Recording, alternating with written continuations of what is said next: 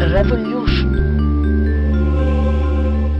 in the ordinary sense of that word, means, doesn't it, not an evolution, a gradual evolution. It's a revolution. A revolution is generally meant, if you talk to a communist, he wants to overthrow the government. If you talk to a bourgeois, he's frightened. If you talk to an intellectual, he has various criticisms about revolution. Now, a revolution is either bloody, yes, or revolution in the psyche, yes, outward or inner. outward, The outward is the inner. The inner is the outward. There is not the difference between the outer and the inner. They are totally related to each other. and this goes back to what you mentioned earlier, that there's no division, even though intellectually you make a distinction That's right. between the I and the we. That's right. Yes, of course. So, when we talk about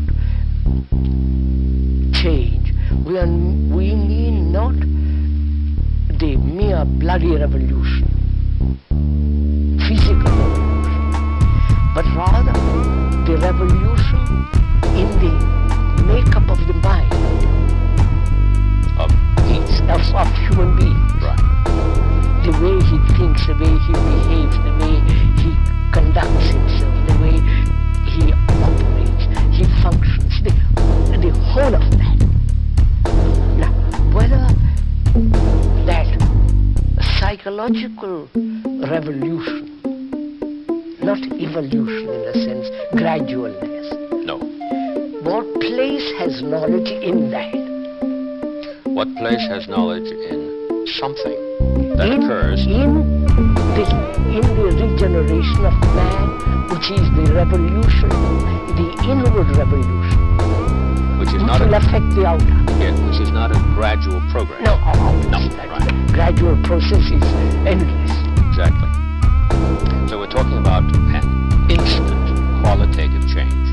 When we are discussing change, we must be, I think, fairly clear that we mean the change in the psyche, in the very being of human beings.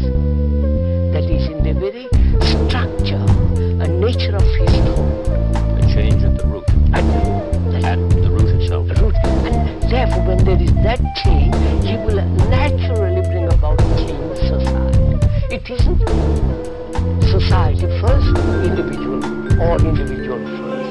It is the human change which will transform the society.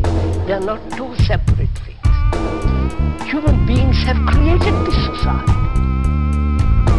By their greed, by their anger, by their violence, by their brutality, by their pettiness, they have created this society. Precisely. And they think by changing the structure, you're going to change the human being. This has been the communist problem, this has been the eternal problem. That you change the environment, then you change man. They have tried that in 10 different ways, and they have done it, succeeded in changing man. On the contrary, man conquers the environment, the structure. So, if we are clear that the outer is the inner is the outer, that there is not the division, the society and the individual, the collective and the separate human being, but human being is the whole. He is the society, he is the separate human individual, he is the factor which brings about this chaos. Yes, I'm following that very He closely. is the world and the world is him. Yes. Therefore, if he changes, He did the whole thing. everything changes. If he doesn't change, nothing changes. If we accept that, if we see that, not intellectually, but feel it in your heart, in your mind, in your blood, that you are that, then the question